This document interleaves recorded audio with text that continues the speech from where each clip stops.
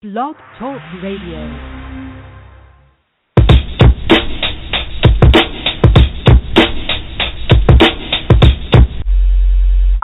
Please take all the necessary precautions to protect your Constitution while listening to this broadcast. 3, 2, 1. Coming to you live via the internet. It's time for Rage Against the Regime. Let's get ready to rumble! Finally, a show for patriots, defending the Constitution and uncovering the truth at every turn. Bringing you exclusive interviews and covering the topics the mainstream media doesn't dare to touch. Call in and join the discussion at 929-477-3565. That's 929-477-3565. And now, here are your hosts, Bobby Who's the Man and Becky Williams.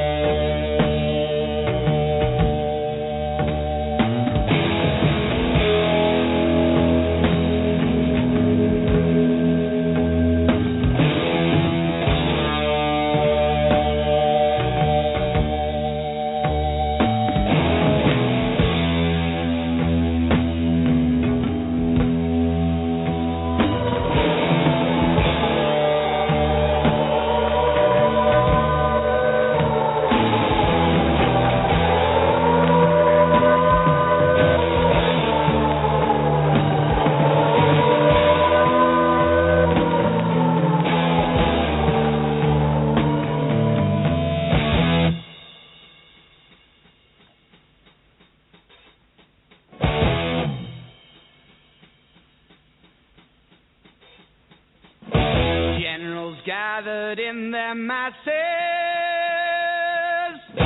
just like witches at black masses. Evil minds that plot destruction, sorcerer of death construction. In the fields of bodies burning, as the war machine keeps turning, death and hatred to mankind, poisoning their brainwashed minds. Oh Lord, yeah.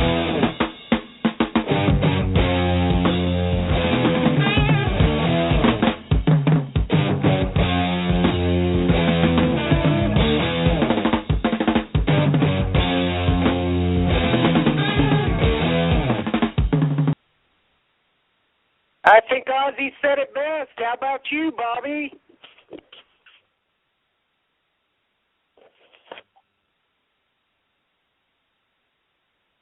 Yes, ma'am. You sure did.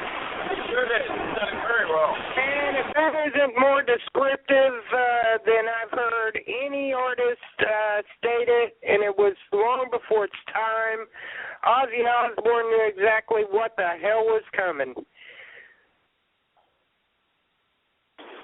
Yeah, unfortunately he did, and I think that a lot of people's minds were based on drugs back then, so I don't think they got the message. I definitely wanted to give it today. Welcome to Rage Against the Regime. I'm sorry, Bobby. Rage Against the Regime. We're fighting the beast. Bobby Ritter is your host. I'm Becky Williams, your co-host. And we welcome the callers and the listeners today. So, Bobby, what's on your mind today? What did you want to start this show off with? There's so many things on the table right now that are so disturbing.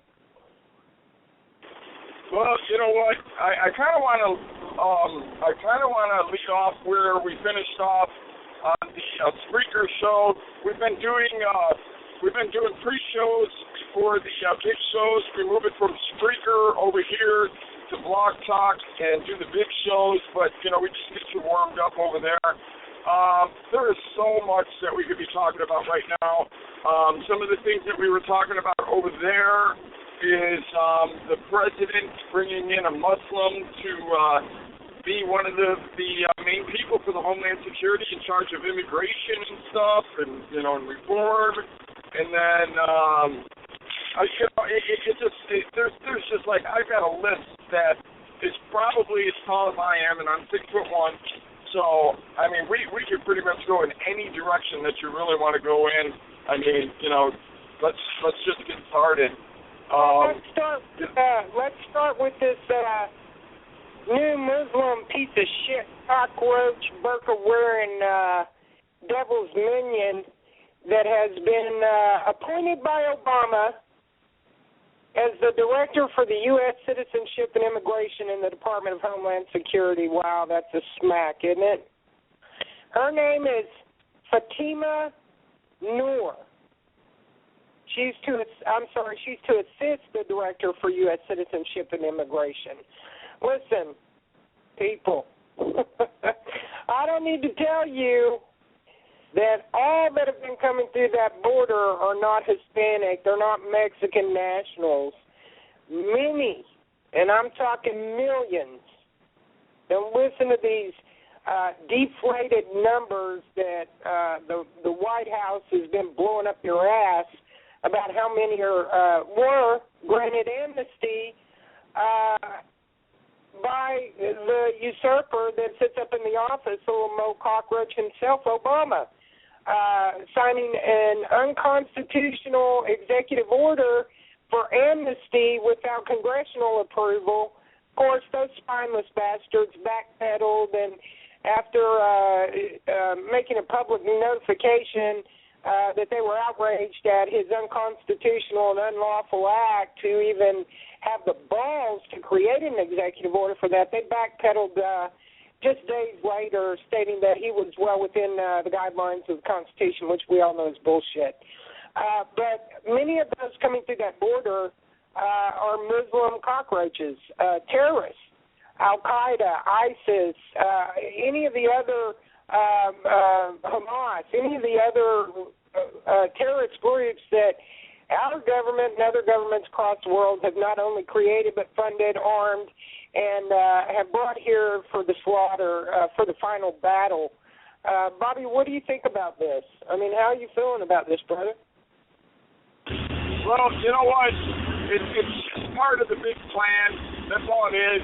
It's part of the big plan, and eventually, Sharia law is what they're trying to implement, okay? No matter how you put it, the Sharia law is the big picture here, okay? I just actually got some information sent to me a few minutes ago.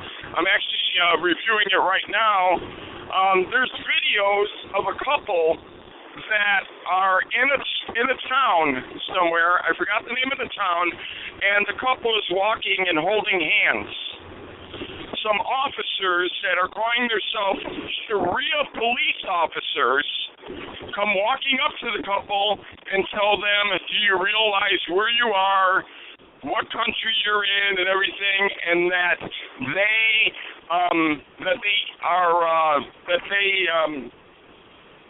abide by the Sharia law, and that that they make everybody there abide by it. And it's a damn shame. This couple, they risked getting themselves in big trouble and everything. And there was about, I would say about 5 male officers and 3 to 4 female officers present when the couple was approached, and they were walking with, I believe it was the woman's sister. This is going to be coming to... I'm sorry?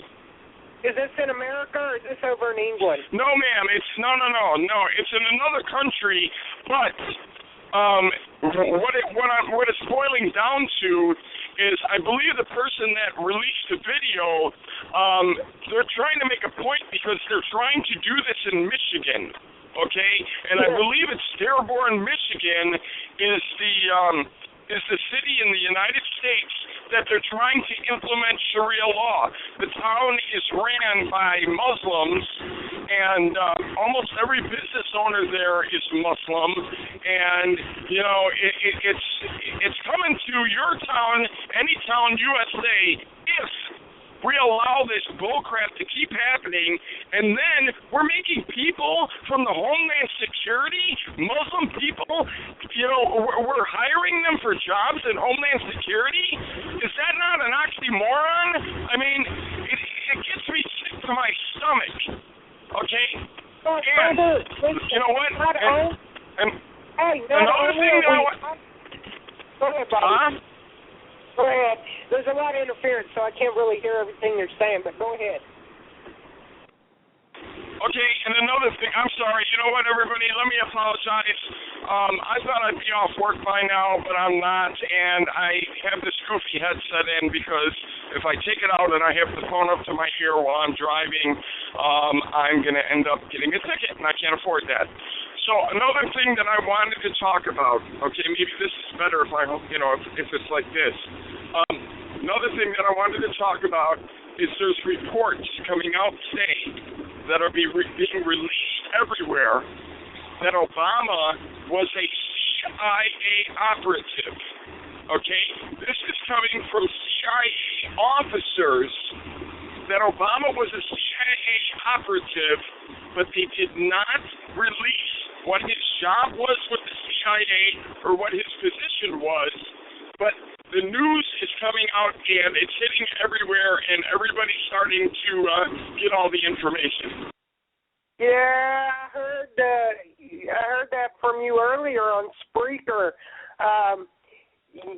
That explains a lot, Bobby. That explains the UN Arms Treaty being signed by John Kerry. First of all, folks, if you don't know who the CIA are, who operates the CIA, who's in control of the CIA, and what their global initiative is, we're going to be having that discussion in this conversation with not just myself, but with Jim, and I believe we may have Shy Girl on the line, and we also have a new addition today. Gene Smith is going to be speaking with us about some issues, Serco, who they are, and the ties to the Department of Homeland Security. Bobby, they're coming for our weapons. The reason that Kerry could go sign that, the reason that they could do this without congressional approval is the UN is running our government. That also explains why that pig, that devil's minion, that Muslim piece of shit, that little cockroach, I hope you get this word, Obama. You are a vermin. You are pig scum. You are the devil's advocate, and you're a sorry son of a bitch. That is the reason that he holds his seat as the head of the Security Council on the UN, which, by the way, folks, if you're not aware, is against the law. No sitting president can hold another authoritative position globally at all. At all. That is illegal in itself, and it should have been. He should have been removed immediately as soon as he took that council seat. So, with that said, Bob, it makes a lot of sense, doesn't it? Since the CIA is actually operated by the UN, if I'm correct. Yeah, it's no secret. I mean, let's just tack on to the list of all the other things that he should have been, taken out of office and found, we should have charged him with treason over and over and over again. I mean, how many times has he broken out his special little pen, and done something that, it should not have happened. And it's a damn shame. It's a damn shame. But you know what? Let me tell you. Just go ahead and let's start.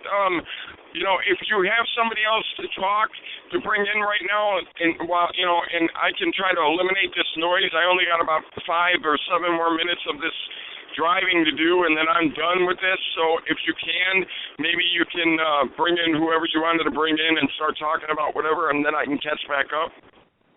Absolutely, brother. You be safe while you're out there driving. Watch the idiots. They're all over the place.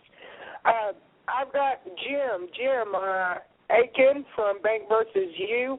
He's joining us today. He's also a gentleman who has formed a coalition with Rage Against Regime, with Bobby and I, to stream our broadcast through other avenues. And, Jim, I want to thank you for that, brother. How are you doing today? Jim? I'm doing great, Becky. I'm here. I was editing your little banner here on our show link. I'm like you. I've been there, done that. Got the T-shirt, wore it out, gave it to Goodwill, and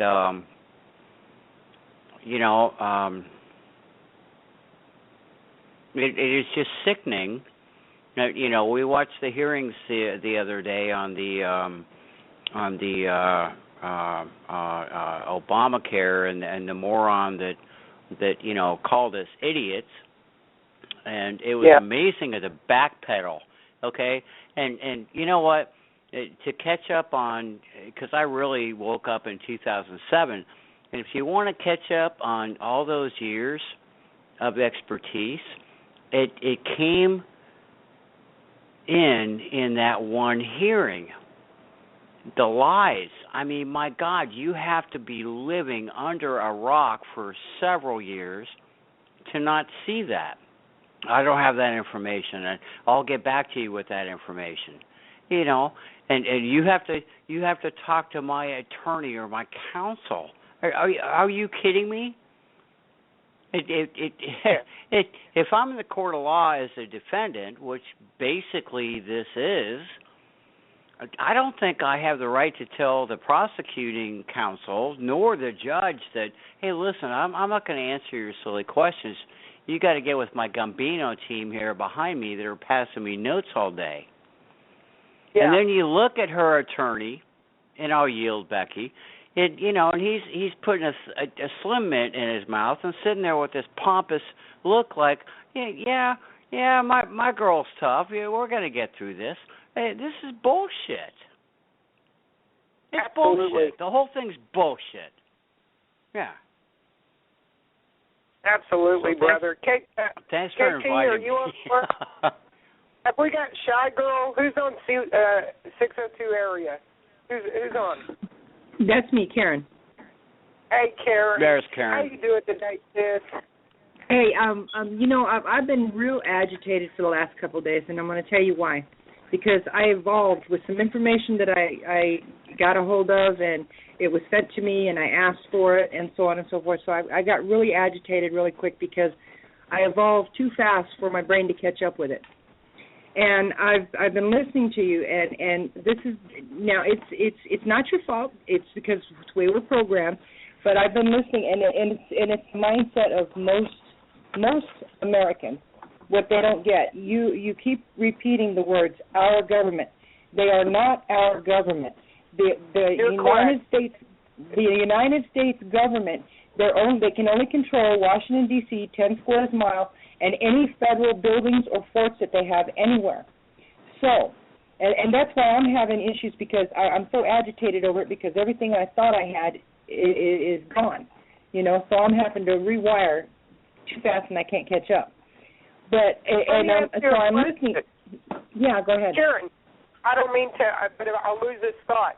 Let me ask you a question, and really I wish Keith was on the line because he'd probably be better at asking this question or framing it in a more plausible manner. But at the end of the day, you're correct. This isn't our government.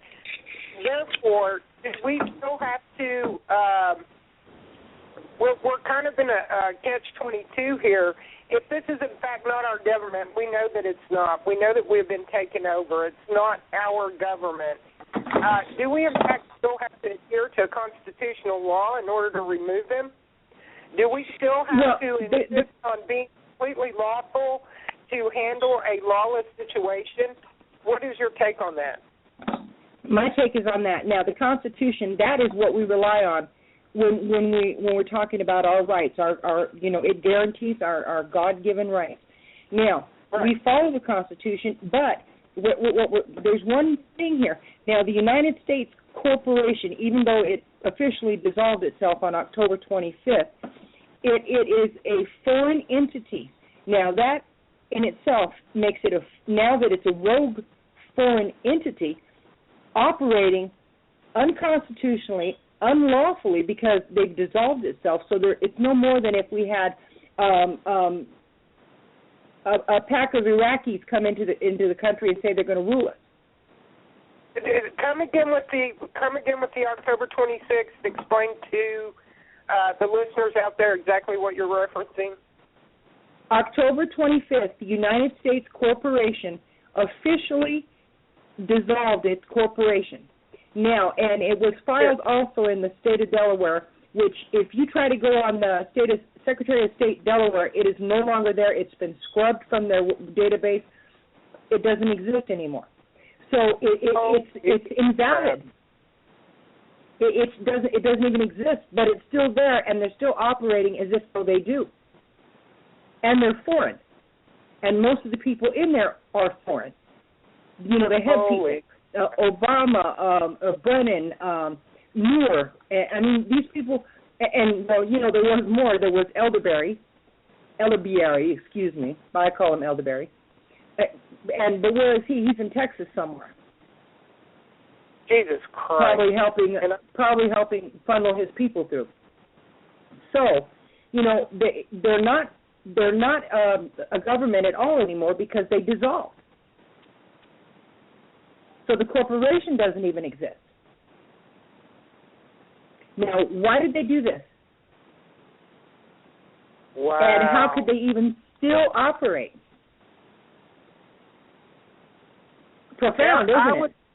The takeover is completed. And that's because most people don't know. They don't know.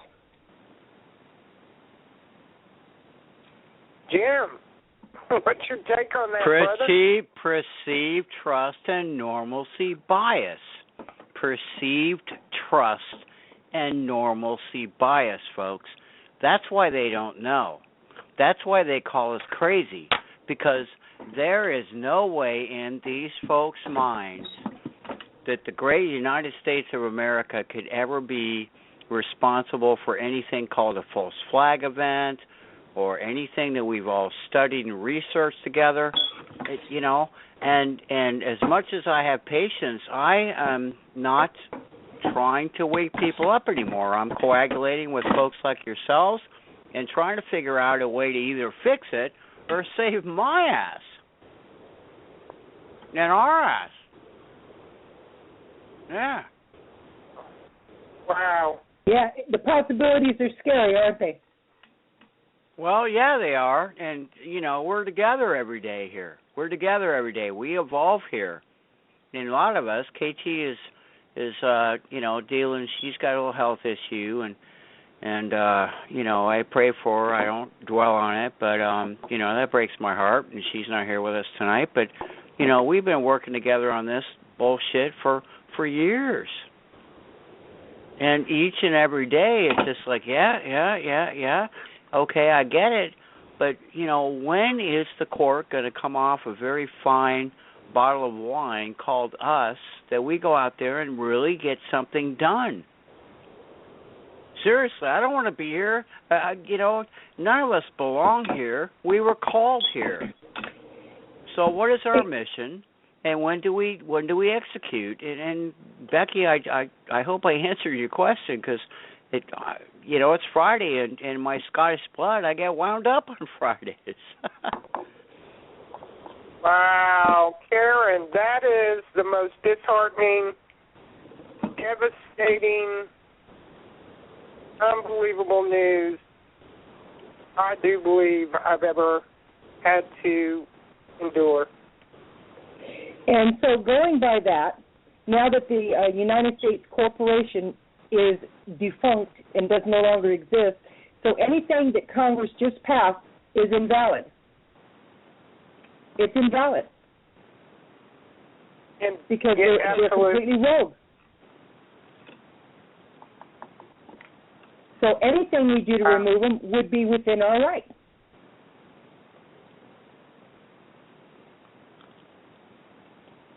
You know, I'm looking at the significance of world events on the 25th of October.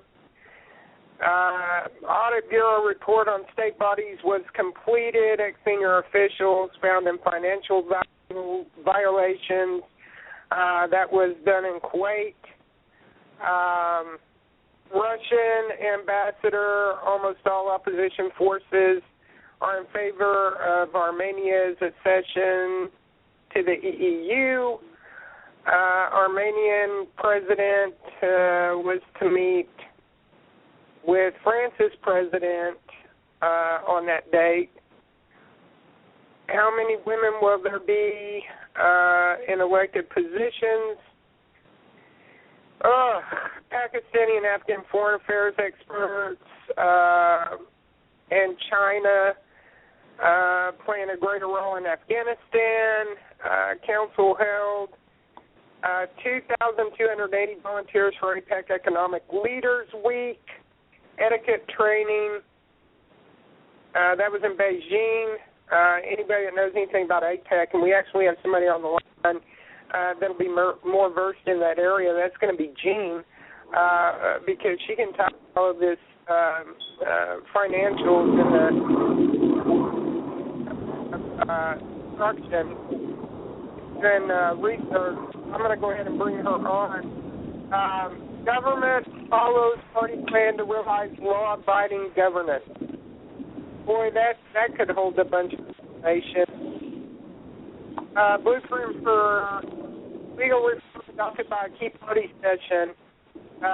This was the state council in China's cabinet. Government follows party plan to realize law-abiding governance. He's anti-rap campaign. Also China. So we had a lot of things going on in China. If we are now owned and is no longer our government, understanding the logistics of law, it would appear, and Jim, you can correct me if I'm wrong, in order to absolve a corporation, there would have most likely been a takeover of that corporation by another entity. Am I correct, brother? Or if they let the corporation lapse in registration. Okay, like here in Florida.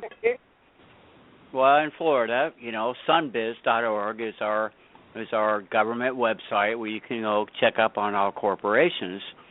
And each year, by April 1st, I have to re-up my corporate registration, which is $150 a year. But if I let it go past June or July, then it goes up to like $500 or $600, and then if I let it go much longer, they can then dissolve my corporations if I don't pay them their ransom. And if I don't pay them the ransom on time, that they, usury law should be in order here, but it's not. But if I don't pay it forthwith, they will dissolve the corporation for lack of registration, which is one of many ways that a corporation can be dissolved. And that's an involuntary. Yeah, go ahead. Let me ask you this, okay? We all know, everyone pretty much on this call knows about the incorporation of America, knows that England came in as third-party debt collector, basically, and paid the debt owed by America for the Revolutionary War that was incurred, that Spain and France financed. Third-party England came in as a third-party debt collector to pay that debt off because we were in a bankruptcy situation. And at that time, England then took victory over the Americas, which made no sense to anyone because, in fact, the revolution supposedly was fought to break away from England. But anyway, they came in, they incorporated the Americas, and we were owned and ruled parliamentary law was governing us truthfully. If, in fact, that corporation is now a dissolved corporation, does that not bring us back to the original Constitution, thereby nullifying and making void any amendments or additions that have ever been put into place in our Constitution? Wouldn't that, in fact, take us back to the original draft, if you will? Am I incorrect?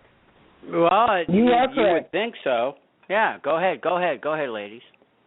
I mean, no, you are correct. Well. Now, doesn't that just change the playing field? Yeah, but they're counting on the fact that most of us don't know. They're counting on it. Well. What was the penalty for treason back then? Automatically. Hanging or firing squad. It's hanging, and it still is that way today. Yep. Becky. Well, It is still that way today. And Karen, listen, the penalty was there, and I'm going to yield after this. But the penalty was put there to prevent it from ever happening, because it's such a catastrophic drop dead. You're guilty of treason. You will be hung on town square at high noon, which is a deterrent. But these dirtbags, they don't give a rat's ass. Look at Dick Cheney. Look at, I'm hot and cold on this Feinstein crap and all this CIA. But, at the end of the day, Dick Cheney needs to be swinging from a tree. So do the Bushes. So do the Clintons. And am I ready for Hillary? You bet your sweet ass I am. I'm ready to see that wench swing from a tree. Yeah, and I'm sorry, I yield. That's okay. Now, what is the penalty for espionage? Well, espionage is treason, hence hanging. I agree completely. So I think we have all of Washington lock, stock, and barrel at this point. All right, I'm going to bring on Gene. Gene's going to connect some dots for you that if you don't already have some of this knowledge, it's pretty devastating news. But it's not shocking to the point that for those of us that are awake, we really are not shocked by anything that we find out. But Gene is one of our diligent researchers who has spent thousands of hours, and in the last year and a half, it has consumed her life to look up the financial end of this, as it were, so that we could find the answer to breaking the cabal. Gene Smith, are you still with us, sister? Hello, Gene? Yes, dear. Yes, Becky, I'm here. All right. If you wouldn't mind, could you please briefly explain who Serco is, and then we'll go from there. I'm gonna seg you into the conversation that we had earlier, you and I, on some of this information. Go ahead. Okay. I'm not a public speaker, but I love the research and connecting the dots, and this was kind of spur of the moment. So if you don't know who Serco is, you really need to understand who they are. There's lots of stuff on YouTube. They are considered the biggest company that no one's ever heard of. They are in public-private partnerships with every federal agency that we have. They are in public-private partnerships with our police department. They're behind the toll roads, the rail, shipping, ports. They have it all. Detention centers, prisons, can all be traced back to them. But they have about 800 contracts. They own the Internet, the global Internet. I've got documents to indicate when it was set up. But to make a long story short, I have known for a long time that they are RCA. They started out as RCA. They're connected to Lehman Brothers. Lehman Brothers financed RCA. It all goes back to them. I've got documents. I spent hours searching through the SEC. Their principal banker is HSBC Bank, J.P. Morgan, our stockbrokers, Bank of America, Merrill Lynch. And if you know anything about HSBC Bank, you know that they are always in trouble for money laundering, drug money, cartel money, you name it. Unfortunately, there's a lot of Jewish names connected to this, and I have nothing. I have nothing against the Jewish, but there are a lot of Jewish names connected to this. Israel, the real-time systems that they've been using for years, they've started using those years ago. They're connected to all the huge, the very big and the best research and development labs. Everything that Serco does, you're going to find that Lockheed also either has the contract or is doing the same thing. But to make a long story short, they have about 700 and I believe 800 contracts now that are all set up as individual contracts. From those contracts, they have an employee that they designate as a CEO or a director. And from those 800 contracts, they have spin-off companies Many of those are actually shell companies. So they've got thousands of companies all under the same group of shareholders. Now, when they get subsidies, taxpayer subsidies, like 600 or 700 of their companies will bid and be awarded contracts, meaning that each one of those companies gets subsidies and taxpayer dollars. Wow. A lot of them are LLCs, and a lot of those companies, a lot of these bankruptcies, they're all planned. They get the taxpayer subsidies, they get them in their pockets, and then they file bankruptcy on the LLC. A lot of these burning buildings, these multi-billion-dollar apartment complexes, all belong to them. There's just a lot to these people, and I've been trying to make the direct connection to DHS, and I think I finally did that, Becky, as you well know. And that was through St. Louis, through the University of Central Missouri in St. Louis. DHS and Serco are the same address, and it's just the tip of the iceberg for what they are doing. All right. Wow. And how did you tie them to the DHS, sister? Explain that. Well, I spent a lot of time on Dun & Bradstreet trying to figure out who's doing what. And when I first got into this and this research, I had a post that said Obamacare contractor awarded $1.5 billion. Well, I started tracing addresses and phone numbers and going through the SEC docs, which is where I find a lot of stuff that ties it all together.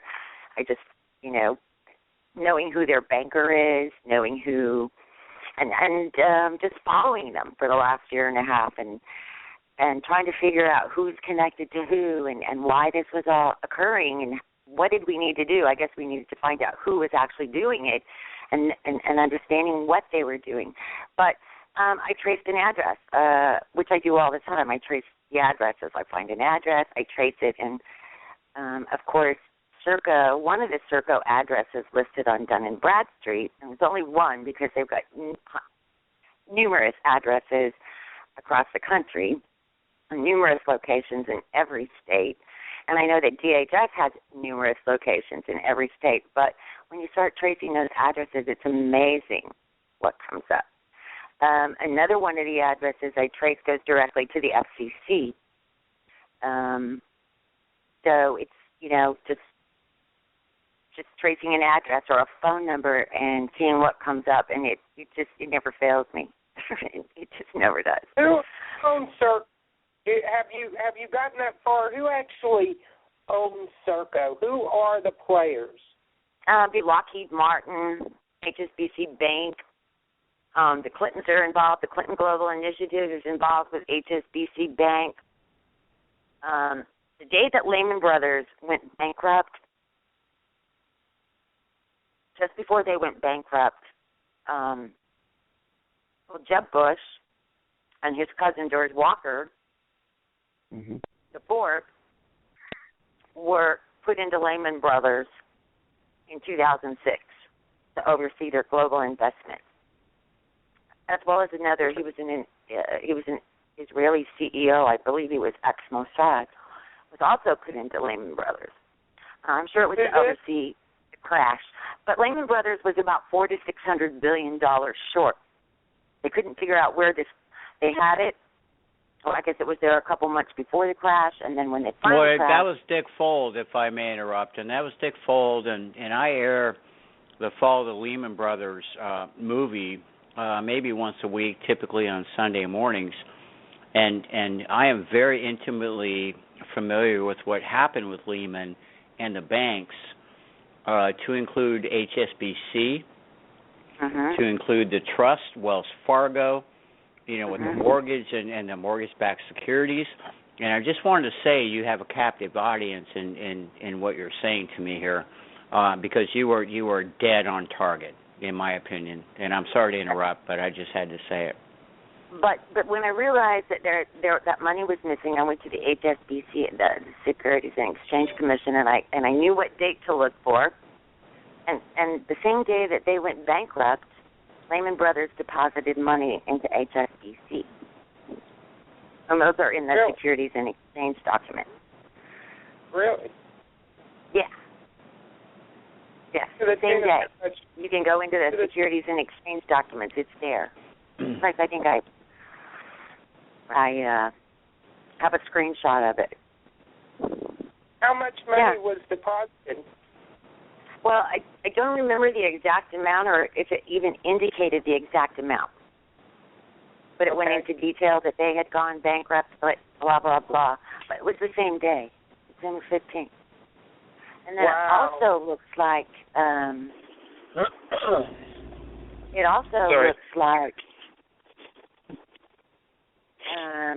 oh God, I lost my train of thought. But anyway, yeah, so those are just the things that Serco, Lockheed Martin, basically all, they're one and the same. In fact, I'm guessing that Lockheed is actually the shadow government, per se. But then Serco also has a parent company. But in, I believe it was 2008, RCA is actually SRI International is where it started. Stanford Research Institute in San Francisco, or Palo Alto. But they merged with RCA UK. I believe it was at the end. It was in December of 2008. They also have another called Sonic Corporation. So they are behind a whole lot of this, and I really think it's just, I'm losing sleep over it. It's like this stuff is so important, and it's so important for people to know it. And this is the tip of the iceberg of what I have found. I mean, this is just the very tip. The Obamacare contracts, I found all of those. And, I mean, numerous companies were awarded this $20 billion. And Serco also is the GSA administrator. Not only do they have these public-private partnerships with all of our federal agencies, our local governments, but they are the GSA administrator as well. Wow. But so is Lockheed, the GSA administrator. I mean, wow. It's so Lockheed is a big part of this, and Lockheed Martin was run by Frank C. Lanza. That's Supposedly, he died suddenly in 2006, and his father was Joseph Francesco Lanza, and he was Jimmy the Hat Lanza. He was the crime boss in San Francisco. Chicago. Mm-hmm. They've also got relatives that ran the New York and New Jersey crime family. So wow. Whether he actually died, he and his father both died in 2006. Supposedly he died, and they are GE. So GE is a part of all of this as well. GE, Lockheed, all these mergers. Gene, can I ask a quick question? How does Halliburton fit into your puzzle? Because I admire your puzzle. And go ahead. A stickler. I mean, they're in this somewhere, and I've been tracking Halliburton, and of course they keep changing names. But because the Bushes obviously were involved in Lehman Brothers, and Halliburton and Cheney and Lehman and all those people are involved. We know that, right? Yeah. Halliburton's harder to track for some reason. I mean, even on the FCC, it's hard to track Halliburton. Interesting. Because I grew up with Halliburton. I grew up in an oil town in Wyoming, and they were there. They were running the show back then. They were all over. In fact, I went hunting on Cheney's ranch. Dianne Feinstein's husband seems to get a lot of contracts granted to his multi-billion-dollar company that are tied to a lot of the folks that you're speaking about as well. Well, Feinstein's husband runs I think he was a director or chairman of the Federal Reserve Bank in San Francisco. Really? Yes, and the San Francisco Reserve Bank covers 5 states: California, I believe it's Utah, Nevada. There's 5 states involved that are covered by the San Francisco Federal Reserve Bank. I've got a point to come up here. This goes way back. Prescott Bush, which is, I guess, George Bush Jr.'s granddaddy. He was one of the first top people in the Federal Reserve when it started up. Wow. Yeah, I'm going to tell you, Oh, I yeah, do have the correct. documents. He was have these president documents. at the Jekyll Island, and yes, Prescott Bush, the whole Bush family, the whole Cheney family, and W was a puppet in front of us, and his puppeteer, his handler, was Dick Cheney. Obama's handlers, we don't really know where they are. Actually, we do, but they're not on public. Dick Cheney orchestrated 90% of the bullshit that we're dealing with today, to include TSA, 9/11, waterboarding, torture, being a general fucking asshole. Excuse me, Gene. You're new to the group, and folks know that I try to restrain myself. But Halliburton, the whole same thing. Yeah, and I'm going to yield because I welcome you, Gene, to our forum. By the way. Thank you very much. I have done some tracing of the detention centers and prisons, right? And actually, they all belong to Serco. They say G4S. Halliburton was responsible for setting up Gitmo. Yeah, and also the Horizon. They supposedly put the wellhead in for the Deepwater Horizon that blew up and screwed up my diving here in Florida. But yeah, Halliburton's got their fingers in more things than we even know. When I grew up and Cheney was there, because he was running Halliburton and they were he was there. I didn't do drugs, but there were drugs everywhere. I mean, heroin, you name it, speed, everything. And I could not figure out for the life of me how those drugs got there, right? This small town in the middle of the damn country. Like, how did these drugs get here? I always wondered that. I was a teenager thinking, and you know what? Honestly, I think I understand it now.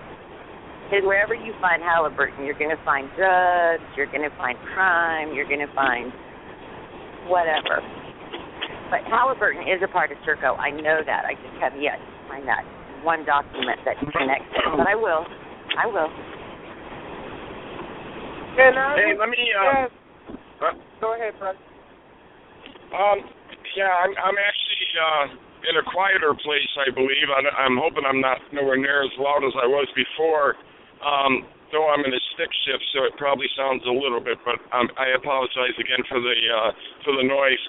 I'm pretty well versed in Jesuits, Halliburton, Edgar Case. I'm pretty well versed in all that.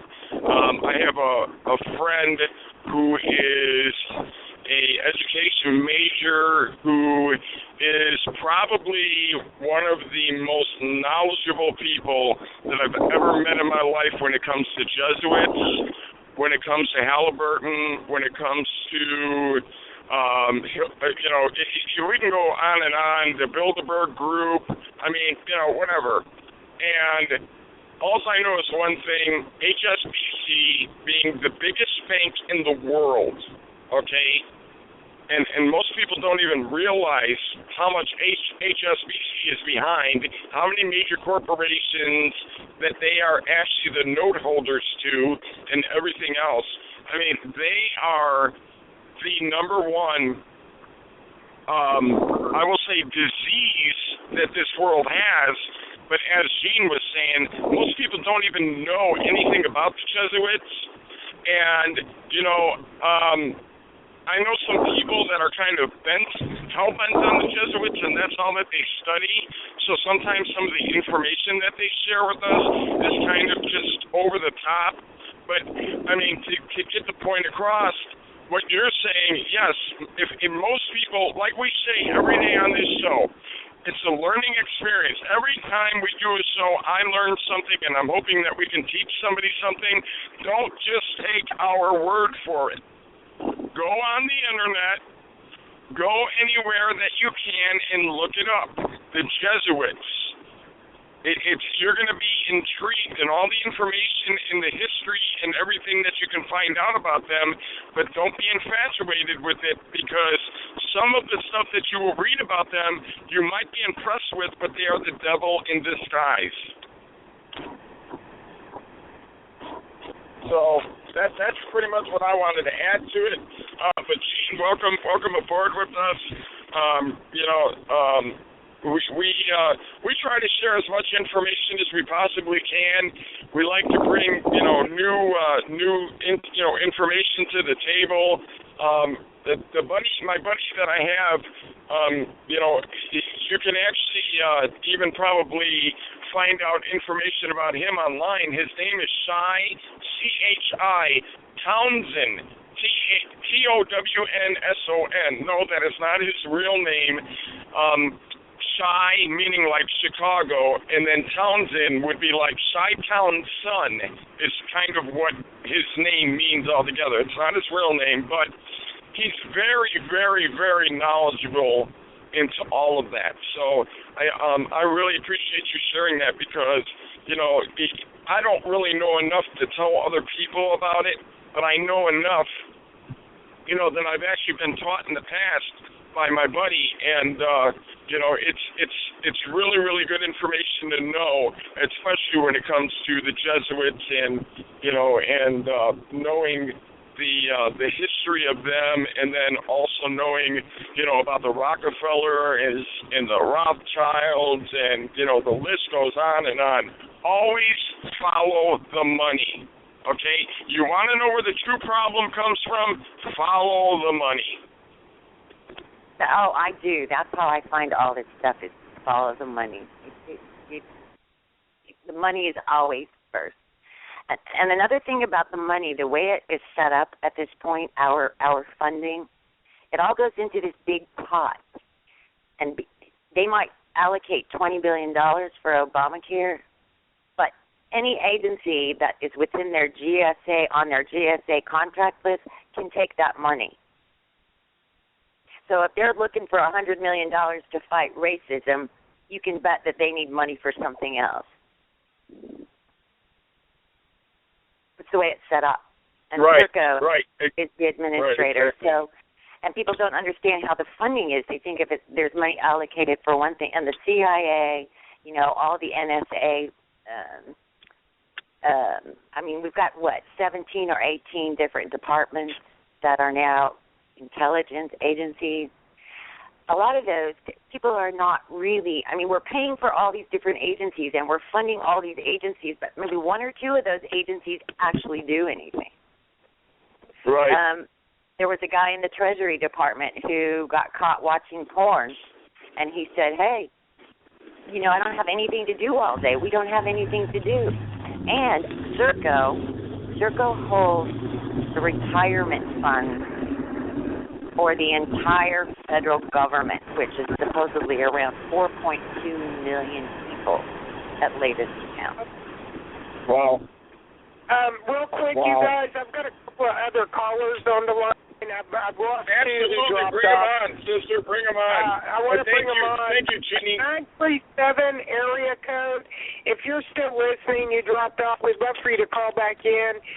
Keith, I see that you called in 870. You dropped off. I'd love for you to call back in. We've got a load of information. Area code 214. Who's calling? Area code 214. You're on the line. It's KC. Hey, brother, what's up? Mr. Massey, how are you, sir? I'm doing good. That's good, brother. Thanks for joining us. What's on your mind, brother? I was just listening to you guys. Yeah, it's pretty heartbreaking, isn't it? Yep. It's not going to change. The federal government every day keeps taking away more and more of our rights, and we just, as a bunch of sheep, just keep sitting back taking it. Just like yesterday when they passed a law saying that now cops can search our electronic devices without a warrant after the Supreme Court said that they had to have a warrant because it was a violation of the Fourth Amendment. Now the Congress just hands away another one of our rights, and we just sit back and smile and take it up the butt. How Brother, you know what they did here in Illinois? Oh, I'm sorry.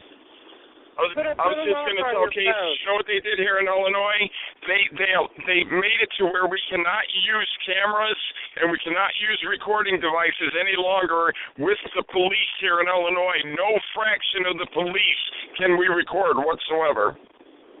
Yeah, isn't that great? And the citizens. I'll tell you what, gentlemen. I just have to say this, and I posted this on the site today, on their site. I will record where I want, when I want. And my answer to that stupid law is non-compliance. It's non-compliance. You don't have the authority to say shit to me on that topic. And I yield. Well, unless you're ready to defend yourself with deadly force, they will take you and your freedom away. That's the problem. Yeah, well, good luck with that.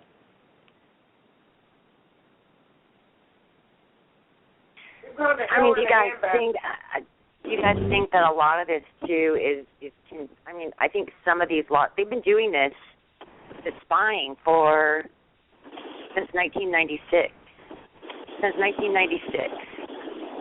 And that's when the global internet was set up, and those are the docs that I have that I would like to share with all of you at some point, maybe over Facebook or wherever. We have another call this evening. If you want to be on that call, give you the information. Would certainly like. Well, let's try to get that towards the. Well, I guess I was going to say if we can hold up, because actually, I was actually going to ask Casey, you know, what's going on with him and how things have been. I know we haven't had a chance to catch up with him in a little while. Go ahead, brother. I'm still being accosted by the federal government. They're still continuing to violate my rights. They're still continuing to subject me to cruel and unusual punishment without conviction. And I set up a Facebook page that's called Exposure of Federal Intimidation. It's an event page. And on that event page, I have my legal documents that they use to come after and arrest me, the criminal complaint, the warrant for my arrest, and for the search warrant. And I have annotated those documents, and I have supporting documents posted in that group too that show how the federal government has no care or concern, and they will lie at will to gain an arrest warrant or search warrant against a citizen. You know, I'm just an example of the lies that they will tell. And it's just like in my case, they're trying to use a law against me that the Supreme Court has already ruled that to use this case against somebody solely and individually like they're doing, they have to be able to prove substantial effect or substantial I have to substantially affect interstate or foreign commerce. When there is no proof evidence I've never been engaged in interstate commerce. It's solely and simply because I have a firearm and not qualified under the law for me to be prosecuted. Yet I'm still sitting here under prosecution. Bobby, you got a lot of background on me, brother. Do I? Damn it. All right. Damn it. All right. Well, you know what? Maybe if I talk, maybe some of it will go away. I did post on your page earlier when you said you're making that move. I am on that other place that you were talking about, and it's good over there. You'll like it, brother. Yeah, I'm over there. I'm trying to get the hang of it. I'm getting off the Fed book because I'm tired of the government censorship. I don't give a shit if the cops know or the feds know what I say. I don't care because I don't break the law. I'm not a criminal, and they can kiss my white ass. There you go. Tell it, brother. I do every day. I do too. I'm in Facebook jail. Apparently, I caught another felony. Bastards. Well, I'm tired of Facebook jail. I'm tired of Facebook censorship. I'm tired of the hassles of Facebook. Facebook, without people like us, is nothing. It'll die just like MySpace did. So, it's just like the government. As long as we allow them to treat us this way, then we're going to continue to be treated this way. If we don't like it, then we have one choice, and that's move on or do something about it. So I'm going to do something about it just like I did on the border. The federal government will not ever dictate to me how I need to live, period. And right now, I'm playing by the rules because this case has larger implications than me. Right. And so, therefore, I'm enduring the agonies of federal prosecution because, in the end, I'm going to shove this case down their throat. Good. I have several legal standings, several legal arguments as to why this case will not stand. You go after him, brother. I'm in your corner 100%. In fact, part of my conversation yesterday included this. It's time for our guerrillas that are out there that are trained military vets, and in guerrilla warfare, you better be getting your teams ready because the shit is going to come in just about a minute. We are in trouble. You just heard Karen tell us about the dissolved incorporation. October 25th, 2014, we now have a completely taken over government that is not a government but acting as such for the American people and this great nation occupying Washington. That is not American soil. Shame on America for not rounding it and taking it down and getting those people in chains and cuffs and in front of a common law court to suffer the cost of their tyranny and espionage. And I'm sorry, but if y'all are just going to sit on your asses and you're not going to get up and fight like we should have fought for resolution, then you better, by God, prepare yourself for revolution because they're bringing that shit to your table. You sit around. We tried to sound the horn. I love each and every one of you. If I pissed you off, well, then good. I'm glad you're pissed off. But you're angry at the teller. Don't be angry at the deliverer, but be angry at the bastards that have caused me to deliver the news, okay? We're here to tell you the truth. The truth of the matter is this. You kept telling me you couldn't take off work. You kept making every excuse why you couldn't get into Washington by the millions to surround those bastards up there and to put them in cuffs where they belong and start dismantling within our own states the corruption that has poured over into the nation by way of controlled federal funds and corporations like Halliburton and the cabal, the bankers. So at the end of the day, you better prepare yourself.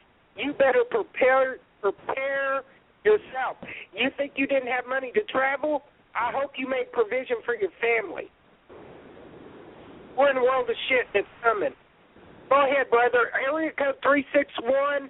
I've got you on live. Who's on 361? Area code 361. You're on live. Area code 361. I guess we have a listener. Go ahead, Casey. Bobby, take control of the show for about 5 minutes. I have something I need to do. I've got to step out of the room for a moment. Okay, and just so you know, let's see, one of the Fletchers, I believe it was Terry Fletcher, tried getting through, but I guess it's a bad connection or something tonight, and wasn't able to get through. So I said try again. But I don't have control of the board, just so you know. I have no access to control the board right now. So anybody that's on hold, you will have to be on hold until Becky comes back because I cannot control the board right now. Hold on, Bobby. I got one more. Area code 330. Who's on the line? Who's on 330? It's Bulldog. Pardon me? It's Bulldog. It's Ron. Bulldog. Okay, Bulldog, you're live on the air. I'm going to turn it back over to you, Bobby. Go ahead. Okay. Hey, here's the thing, man, and I've been hashing this out with Jim for over a year now. At the end of the day, and I kind of brought this up the other day on the Bank versus you call. I couldn't even muster 50 people to come to county council meeting and back me up at county council when I had their backs against the wall. Right. I live in Marion County, Florida, 330,000 people, and I couldn't get 50 people. And look, most of the people that live where I'm at, they're retired. They don't even work. They're drawing their retirement pay, so they really don't have an excuse not to take an hour off of their Tuesday morning and go to a county council meeting. Look, and if we can't get people to even attend twice a month, my county council meets twice a month, and you can't get people to go there, how in the world do we think we're going to get 1 million people into D.C.? It's just not going to happen. And, I've come to the conclusion that people are not going to react until this hits their doorstep. And you're right. And my prepping, I've been prepping for a long time. I've got stuff that let's just say I'm very well prepared. And I never stop prepping. I live in Florida, so I garden year-round. I always have food in the ground, always. And so, but at the end of the day, when this all falls to pieces, and I'll tell you what, you really, the part that's going to bring this down is the economy. I don't know if you guys watched the market today. The market's 315 points today. All right? And this is all in an effort. It's all in an effort to take us out. They're saying it's to take Putin out. That's not true. That's not true. It's to take us out. Because Russia has something that we don't have. Russia has gold. Listen, our dollar is not backed up by gold. It's not backed up by anything. We have no exports. Our GDP sucks. We import more than we export. There's nothing we have to back up the dollar with. So when they quit, there's already been over 30 nations that basically have quit using the petrodollar. And so when this all goes south with the economy, that's going to be the trigger for everything else. And so you're right. You better be ready for this. You better have weapons. You better have food. You better have ammo. Now's a good time to start stocking up on gas. I'm gonna probably buy. Well, I'm not gonna say how much, but let's put it this way: I'm gonna have gas. Because I do have generators. I do have a generator. And I don't think anybody's prepared, brother, to be honest with you. Very, very few people are completely prepared for what's about to come, okay? Let's be honest. A lot of people don't have the means to keep up with the necessities to take care of themselves and their families on a weekly basis, then to be able to stock up items for the future. 9 times out of 10, 90% of the people, I would say, that are, just everyday people that live paycheck to paycheck are not going to be able to do it by no means. And it's a sad situation to think of, but I think I'm pretty close on this one. And I'll be honest with you, and that's why, because it's just my wife and I, all right, and I live in a very strategic area where there's a lot of game. I live near a lake where there's plenty of fish. We've got gators there, so we can eat gator tail. You know, there's food to be had in my general area. You know what I'm saying? Well, you're a lucky one, that's for sure. Huh? You're a lucky one, that's for sure. Well, here's the thing, and I've got some neighbors that are awake, and I've talked with them, and I said, look, man, you know, we are going to have to come together as a community, you know, and everybody's going to have to do their part. You know, people that are not growing food now, listen, I've got extra seed, and they're going to have to dig up their yards, and they're going to have to start growing food. That's what they're going to have to do.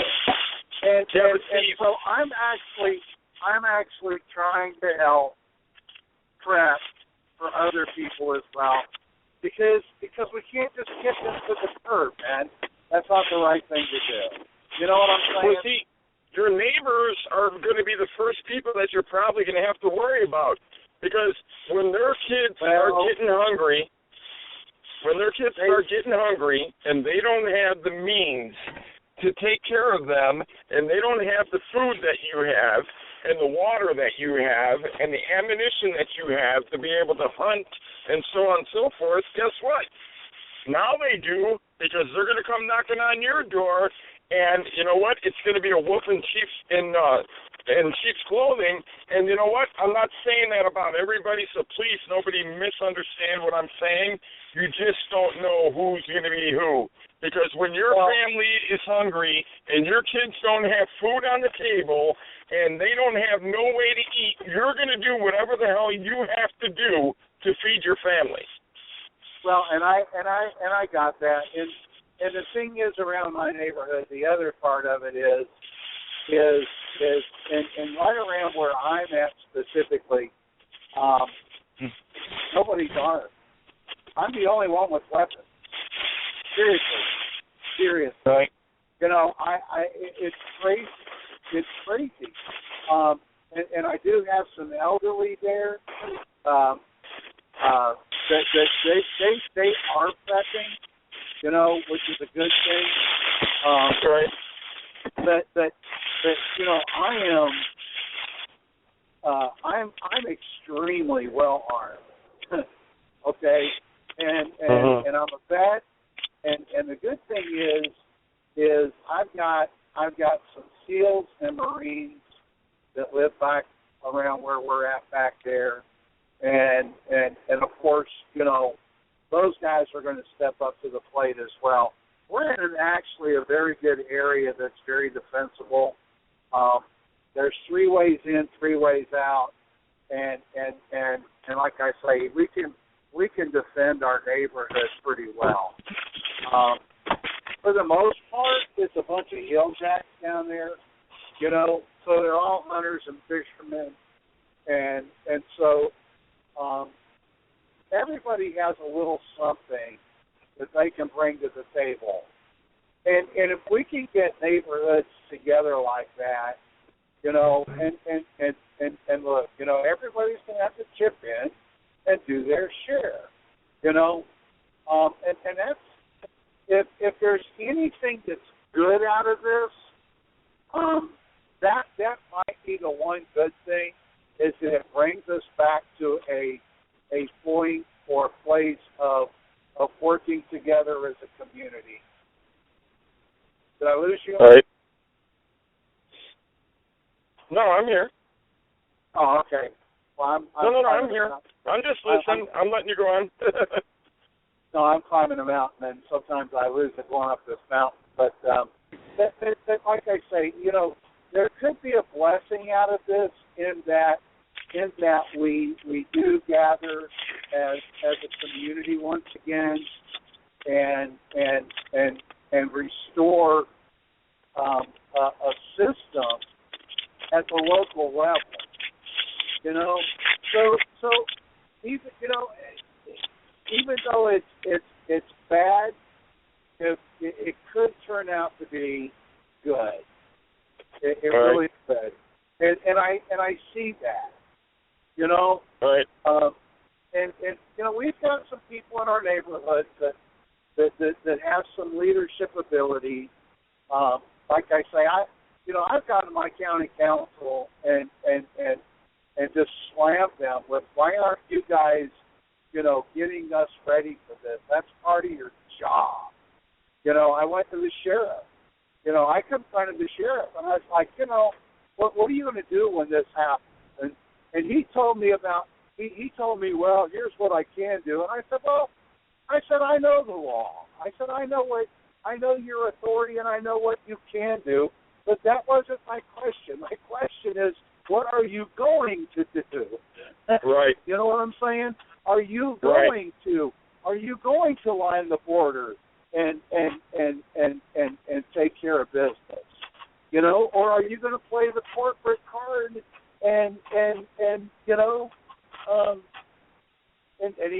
he really didn't answer the question, which I think by him not answering the question, he kind of answered the question. Well, hopefully he's a constitutional sheriff that believes in protecting the people, and he believes in the people having arms like they're supposed to do. Because I'll tell you something, don't let certain police officers and sheriffs and stuff like that fool you, Border Patrol and stuff, like our brother Casey Massey, who was just on the call with us. So I don't know if he still is. Good brother, was helping out on the border, was part of Camp Lone Star. He was part of Camp Lone Star, and he was help protecting the border, and thought that everything was pretty good, and working with the Border Patrol and stuff. And you just never know. You don't know what the hell you could be in for. You don't know what kind of people you're actually dealing with. But hopefully you have a constitutional sheriff that is willing to stand up for the people and believe in right to bear arms. Well, let's put it this way: he said he is, right? I'm going to take him at his word until he gives me reason to doubt him otherwise. Right. Well, that's all you can really do. It's kind of like, that's all you can really do. It's the innocent until proven guilty thing. You know what I'm saying? And so. The funny thing about that is I believe in guilty until proven innocent. Huh? So I believe in guilty until proven innocent. Guilty until proven innocent? Yes, sir. I believe that you have to prove your innocence, correct? To win a case, you have to prove your innocence. Okay? Well, yes, I know they have to prove your guilt, but 9 times out of 10, when you walk into a courtroom, the judge and the district attorney already has an agenda for you. Okay? Your lawyer has to do the job of fighting whatever they're trying to say that you did and whatever you're guilty of.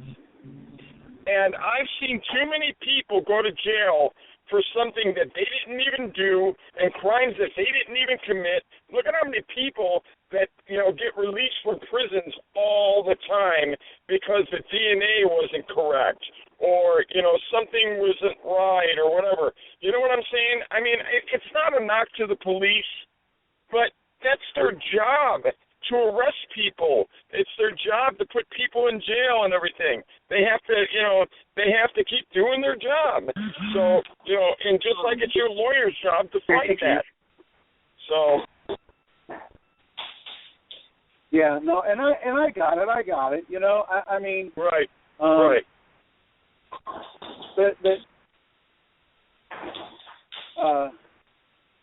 Sorry if I messed you up there.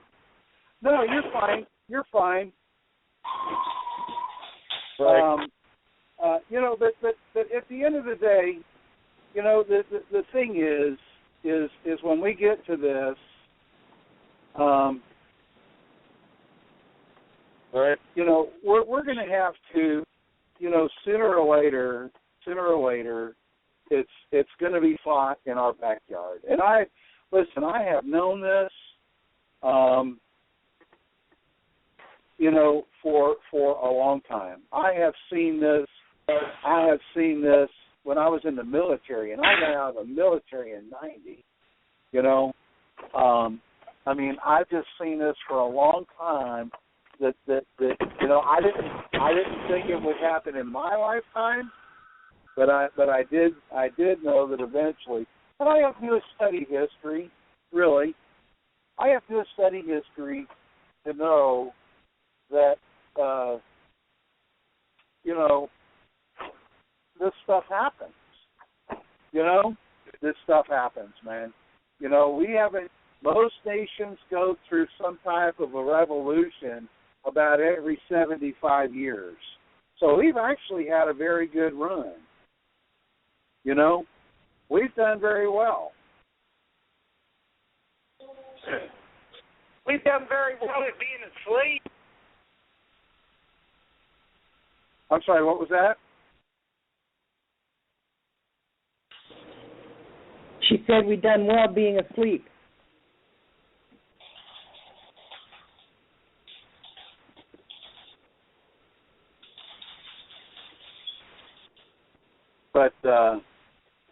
But anyway, well, listen, I'm going to have to get off here and let you guys go. But I saw that you were on the air, and I just thought I'd call in and throw my 2 cents worth in here. And I'm the one that has the 2 o'clock show on weekdays on Bank versus You.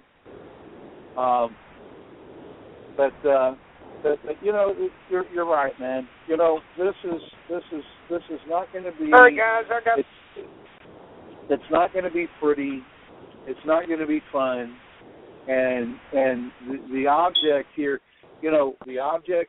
is to, for whatever reason, to destroy America, for whatever reason. I'm still trying to figure out their reasoning and wanting to do this, because if these people that are involved in this, if they think they're far enough up the food chain that they're going to survive this, they don't know anything about history, because they're going to be the first ones that get a bullet in the back of the head after the regime change. I can't believe they're that stupid that they think that they're going to make it through this. Area code. We have another area code on hold. Go ahead and finish up your statement, then I'm going to bring on the next caller. No, that's it. I'm good to go, man. That's it. All right, area code 281. You're on live. Becky Williams and Bobby Ritter, Rage Against the Regime. Who have I got? Area code 281. Yes. Hello. I wasn't aware that I was in line. That's okay. I was just listening. But I just came in, ma'am. And what is your topic of discussion this evening? You've got Edna.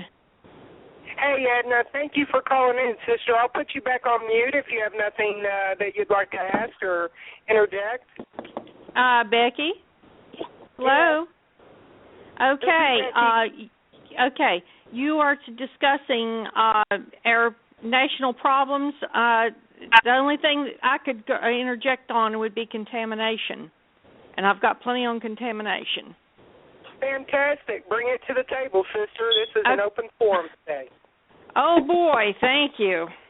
My husband and I bought a house. Actually, we bought 2 houses in San Antonio in 2006. We lived in one, and we rented one out. Well, come find out we're on a sewage treatment plant. The house cracked open where you could see daylight through it. The backyard sank, sinkhole. We had a core boring go down, and it went down 25 feet, and nothing but pure muck come up. But the state of Texas withheld our documents back from us. When I approached TCEQ first, they did not immediately come back, and then when they did come back, they had said they had no records. And the only way that we got anything out of them was to go to Google Earth, and we did the back, the timeline above your map, there is a clock with a backward arrow on it. Down comes a timeline, scoot it over, and you can see the beautiful big outline of a sewage treatment plant there. But we're gridlocked. My husband and I, we've already foreclosed. Our family lost $72,000, and then on a 1099-C on the IRS, they charged us earned income on the shortfall in the foreclosure. And the part of it's military waste. We're across the street from Lackland. And we're gridlocked. The whole subdivision's gridlocked, ma'am. And I feel so sorry. We're here. We're gone. We've already moved off the property. And with the house itself, I'm not the most perfect person in the world, but could I look somebody in the face and tell that child to go play in sludge? No. No. And besides that, by the time that everything was said and done, none of the doors and windows would close. I mean, you're talking about the back sliding glass door opening only 14 inches. And doors and windows failing to close, that doesn't meet fire code. That doesn't meet minimum property standards with HUD. But HUD, FHA, when I contacted them, they said they had no records. Of course, they couldn't find it. And the next letter that went up to HUD actually came back to me where somebody had opened it and taped it shut and sent the whole thing back. Returned to sender. Wow. So, and for me, I know that our family, my husband's 65, I'm 57. To lose our shirt right here at retirement is bad, but I'm telling you, some of those people have lost much more. There's sick people back there. And there's people that's other than us. I mean, we're just one of the houses that's foreclosed. I mean, there was a widow woman next door to me. She's lost her husband, and now she's lost her house too. And then you go down the road a couple doors down, you've got another single woman that's done lost her shirt, and they're over in apartments living. But we're all gridlocked. Oh, sorry. Yeah. And I've got Jim. Jim dropped off. I want Jim to talk to her. I want to connect him to her. See if he can do anything to help her as far as knowledge anyway. There's also something else I'd like to point out.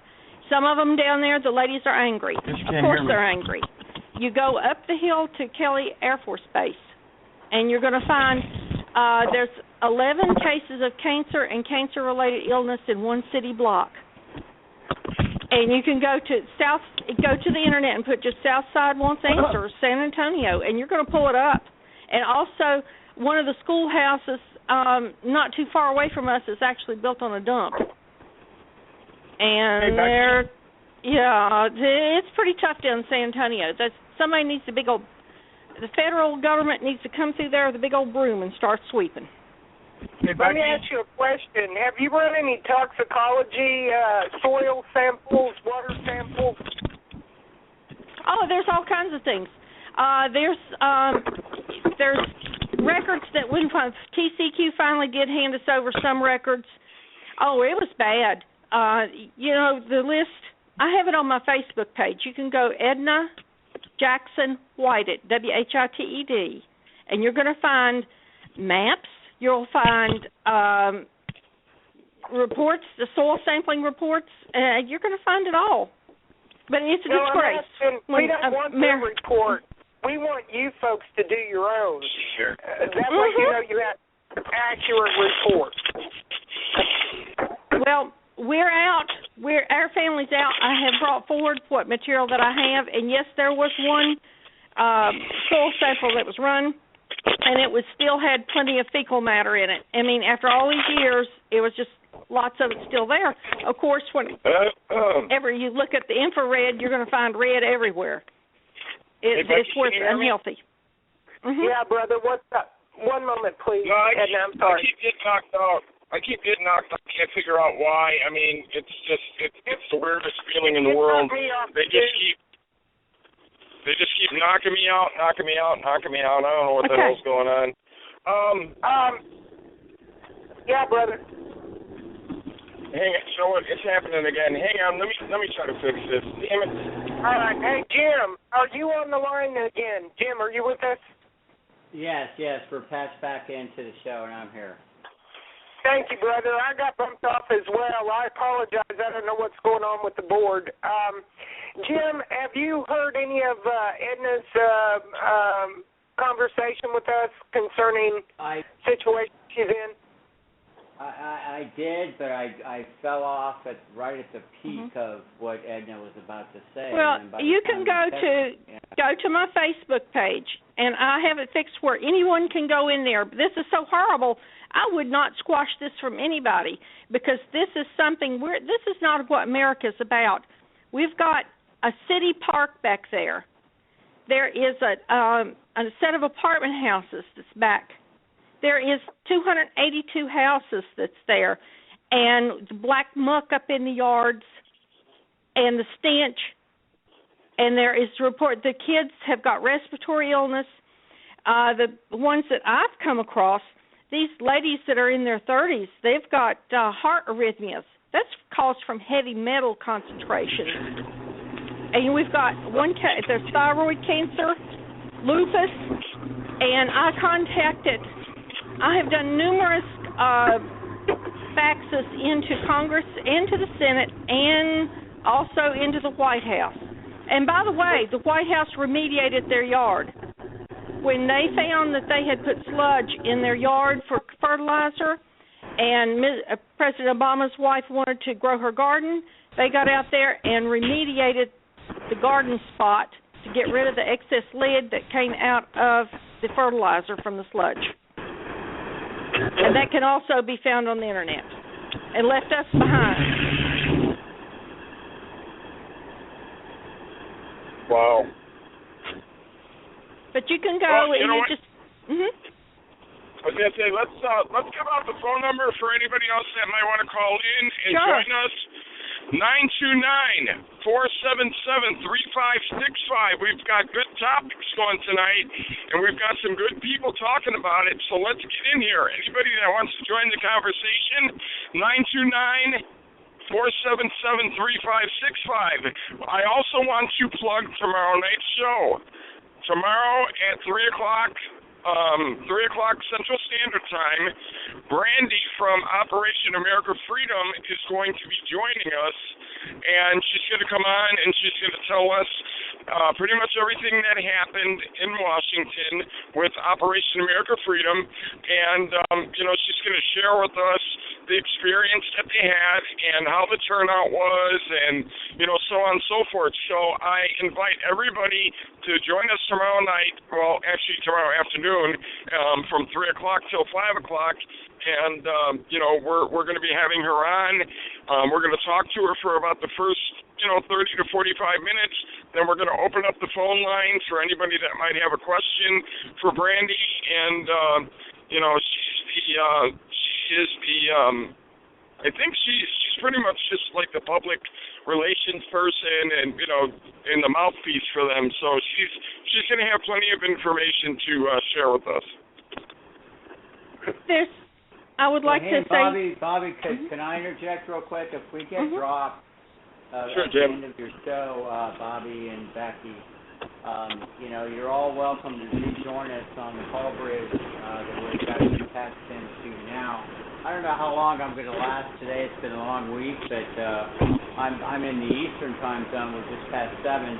But I just wanted to say, if we have a spirited conversation, well, actually there's no if, we do, and we want to continue, Bobby, feel free to let people know right before you drop off. That absolutely. Absolutely, always. Okay, go for it, guys. I won't burn up your time. Okay, sorry, ladies. Go ahead. Okay, the one thing I would like to say is that the EPA, we found that the EPA would not release documents to us, and we found that during the Bush administration, they closed the EPA libraries and shredded the documents. And also we found you can go on the Internet and you can go into any search engine and put EPA faked, F-A-K-E-D, 503 sludge. And Dr. Lewis has released his book, and it tells all about how the EPA faked okaying sludge application to our food supply. I mean, this opened up a whole new world to me, sir. I have been a part of the solution for America's problems and children all of my life. And when I found that our house was built on sludge, and they told me that it was okay, I know better. And I started looking.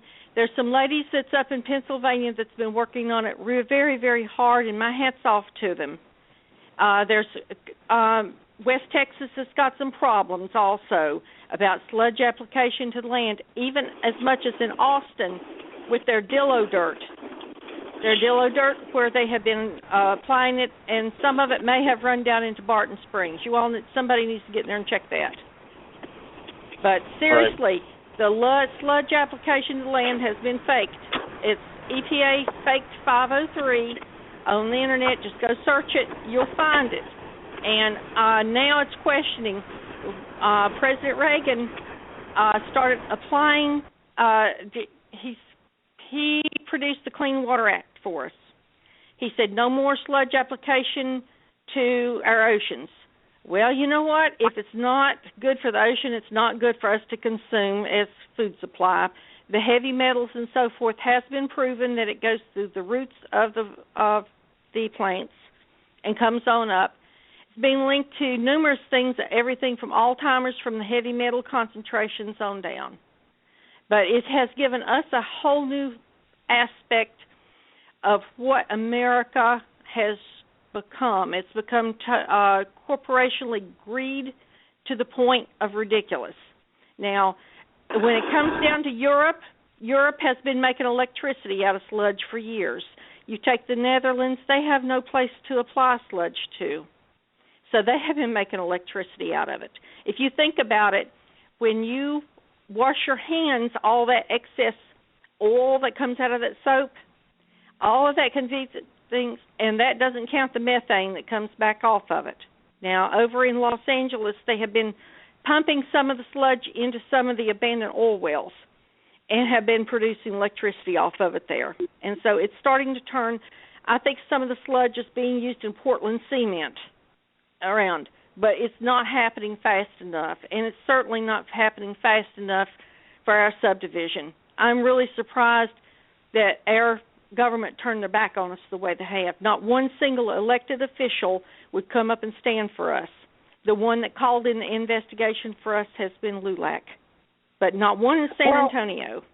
Not a senator, not a legislator, not congressman, and not our U.S. state senators. Neither one of them would call in the investigation for us. Let me tell you why, Edna. There's big money in pharmaceuticals. Monsanto and the EPA and these big corporations, DuPont, and you could go down the list of companies that have been cited for contaminants in both the topsoil and freshwater and river supply, lakes, oceans. We are seeing more and more that these occurrences have little to no justification, or should I say retribution, that are being made in part by these corporations. There's big money in pharmaceuticals. There's huge money in the population being sick. There's huge money in cancer, lupus, MS, heart disease, lung disease, respiratory issues, and it's also a form of genocide. It is a form of population control. So they're not going to answer you. It's with purpose these things are done. And when they are actually found out about, you will find nothing but resistance in getting justice concerning these situations. With your two homes that you stated you purchased in that neighborhood, are you in bankruptcy? Are you in foreclosure? Did you walked away? Obviously, you suffered loss. No. What happened is that my husband took a job out of town, and so we moved. We actually sold one of the houses before we knew there was any problems.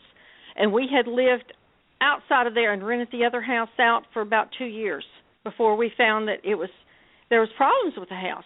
I mean, we're one of the lucky ones. We walked away with losing our shirt. Now, we lost our shirt. So far, our health is good. Now, things aren't perfect with us at our age, But some of those people down there are real sick, and it breaks my heart. What about, Edna, what about the folks that are occupying those homes that you own? Oh, there's plenty of protesting. They have been through the city councils. They have been through the builder.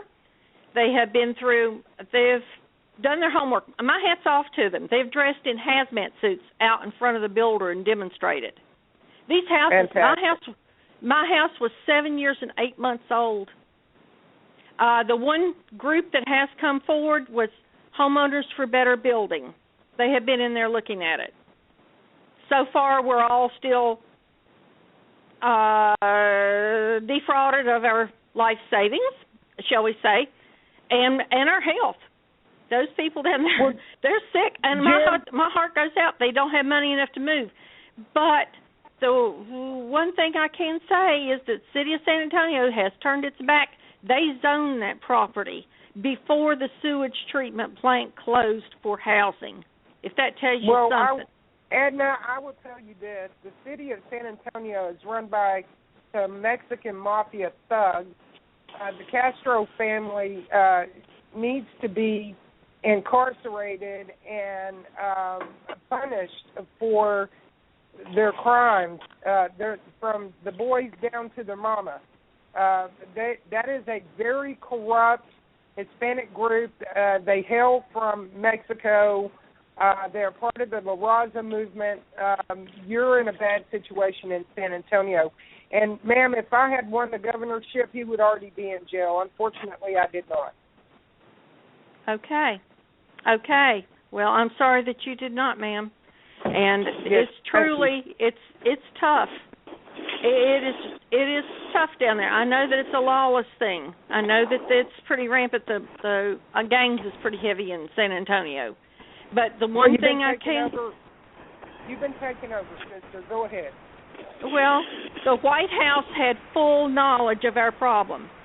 Congress had full knowledge of our problem. Senate had full knowledge of our problem. I made sure of that through faxing.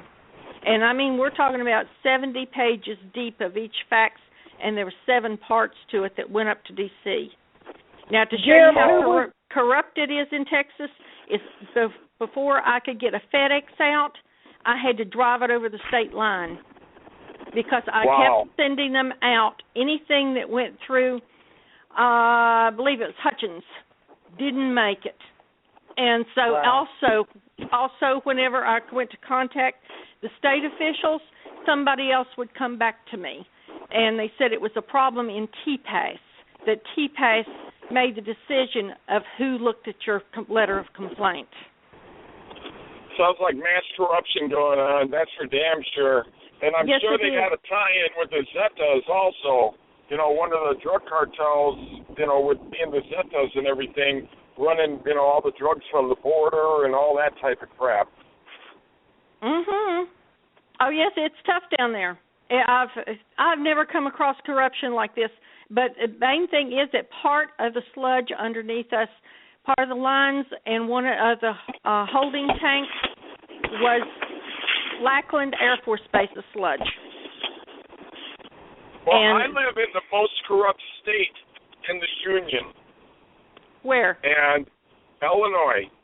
Okay, you are. I live in Illinois. The city is mafia run. Okay, the governor, every governor that we've had here, the last 4 governors is in prison right now. Doing prison terms. So, you know, it's been Blagojevich and Thompson and Ryan and, I mean, all of them. They all have been in prison, you know, the last, maybe 3, not 4. The one that we have now is the one that just passed a law because he knew that he was already voted out, new one's coming in. He just passed a law that we cannot video record or voice record a police officer. Anybody that's in law enforcement, it is now against the law to record them, video or audio. Okay? And right now, good luck with that. Good luck with that with me, Bobby, is what I've been posting around on those articles today. I just had to be a smart ass to go in, but go ahead. No, it's funny. But you know what? But see, with all the stuff that's going on now, okay, it's corrupt and as many things that this state and city has going on. I mean, we Illinois is Chicago, I should say. I can't talk for Illinois. I can talk for Chicago, and there's so much segregation here. Each neighborhood is different. You got a Polish neighborhood, you got an Italian neighborhood, you've got a Puerto Rican neighborhood. It's pretty much all segregated, okay? But it's a big melting pot, and most people get along with one another in most aspects. But see, now, a lot of the things that are going on, like with the concealed carry here, we're the hardest state to get any kind of firearm license, permit or license, okay? You have to go through so much red tape and hassle, and 90% of the people that they put through to try to get a gun or have any kind of permit or a license gets turned down on their first try no matter what. And the reason why they do that is because you have to pay a fee to be able to have them read it and look into it and, try to push harder on it and whatever. So what it boils down to is eventually, if you try hard enough and you get a lawyer and you keep pushing and pushing, you may eventually be able to get a gun and a gun card or a license or whatever. And then they're doing a thing right now. They just passed a new law where, with pot, if you're caught with any kind of marijuana, pot, whatever, if you're caught with anything under an ounce, they just write you a ticket, and it's like a $200 fine, okay? Now, what they're trying to do is they're trying to pass a law where it becomes legal here, okay? Which I think is going to eventually happen because they keep breaking the laws down even further and further and further. But see, around here, they just legalized gambling in the state of Illinois at bars and at any place that wants to put in video machines that are poker machines or they're slot machines or whatever, you're allowed to do it now, okay? This never happened before. It all just started happening after the last governor was out. Now this one's getting voted out. They're passing all these laws and all this craziness because Illinois is a mafia state, okay? When you think of Chicago, I'm not trying to be a smartass, all right? And I'll ask each and every one of you. When somebody says, hey, I'm from Chicago, what's the first thing that crosses your mind when somebody tells you that they're from Chicago? Corruption. Okay, but corruption was the one. What was the other answer? Corruption. Obama, Doug. Al Capone in the mafia. Yes, and it is all mafia. Still is mafia. Right, exactly. This is a mafia-ran town. The government is mafia-ran, okay? Now, our mayor of the city of Chicago, hello, it's Obama's best friend. He used to be, what was he in the White House? What did Romney did? Jesus Christ. What did Romney do before when he was in the White House? He was something for Obama, like a secretary or whatever. He was his butt buddy. And I said Romney. I'm sorry. It's Rahm Emanuel. Rahm Emanuel. Yeah, I said Rahm. Yeah, I think he kept the knee pads shiny, Bobby. Well, whatever he did, I said the wrong name. But his name is Rahm Emanuel. It's not Romney. It's Rahm Emanuel. But either way, I mean, he worked in the White House, okay, and all of a sudden he's the mayor of Chicago. Well, Obama was a state senator here, and now he's the president. And I'm going to tell you something funny.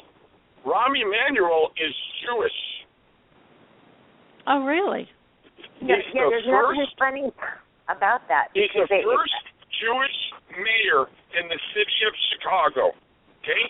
First ever Jewish mayor in the city of Chicago. Now, is that not an oxymoron that he's actually Obama's best friend and he's Jewish?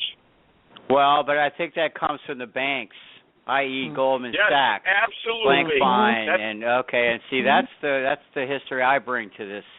Right, this and that goes being back in to the foreclosure Jesuits. defense and knowing the banks. That's right. Go ahead, Bobby. Yeah, no, and that just goes back to the Jesuits.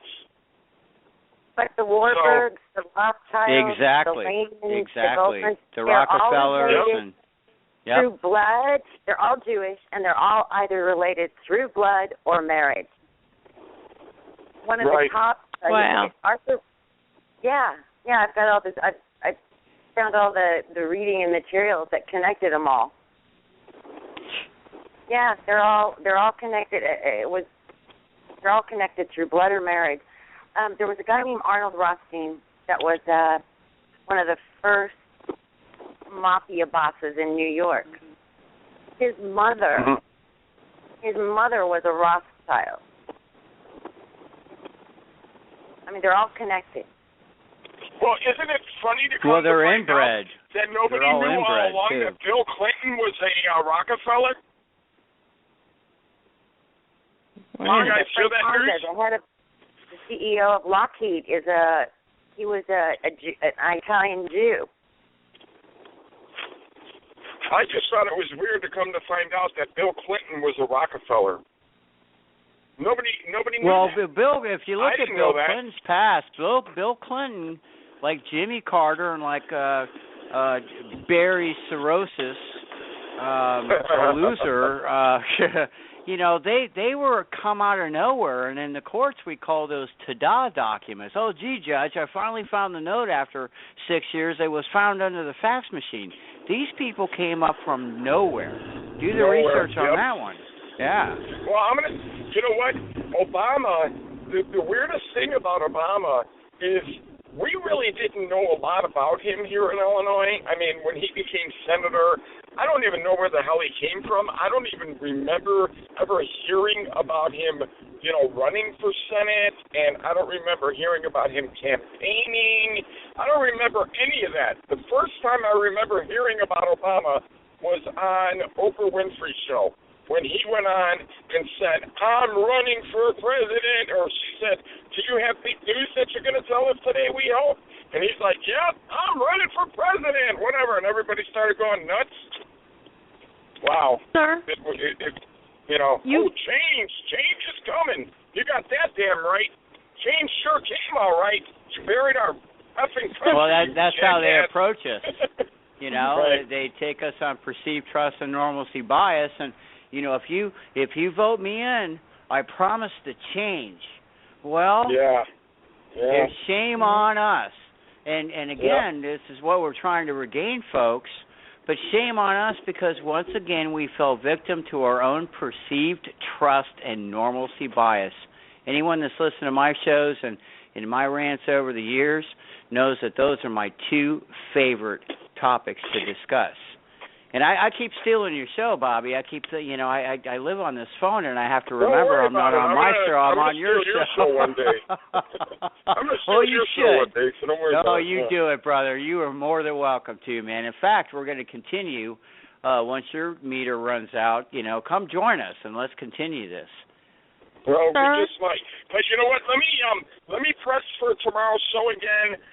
This is going to be big, okay? We promised to do a big show for you guys with Operation America Freedom. We were misled. I'm going to use that word, and I'm sorry that I'm going to say it that way, but we were misled by Operation America Freedom. They led us to believe that nobody else was going to be broadcasting the show, that we were going to have rights and privy, to being the one to broadcast them all day long. We were actually about to make preparation to go into bigger and more expensive packages and stuff, and I'm glad that we never did that.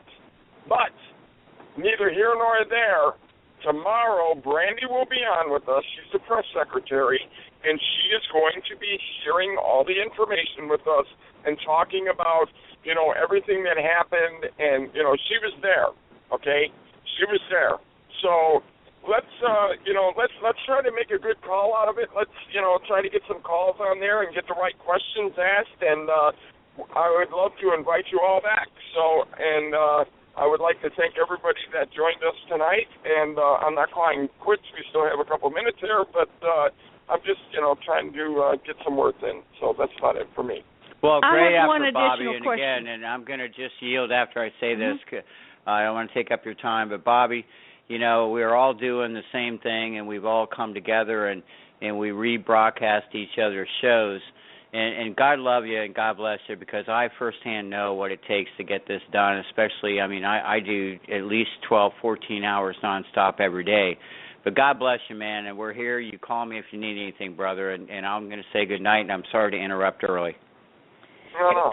Sir, okay. All right. before the gentleman from Illinois, I have a question for you. Sure.